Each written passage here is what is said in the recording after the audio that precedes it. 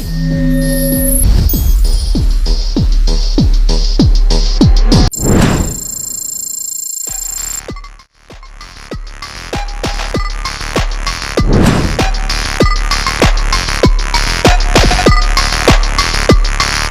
സബ്സ്ക്രൈബേഴ്സിനും സൈഡിന്റെ നമസ്കാരം. നമ്മളിന്ന് പരിചയപ്പെടുന്നത് ലൂക്കാനയുടെ ഹോസ്റ്റ് ബ്ലേഡ് 500 എന്ന് പറയുന്ന റീലാണ്, ബൈക്കാസ്റ്റ് റീല്.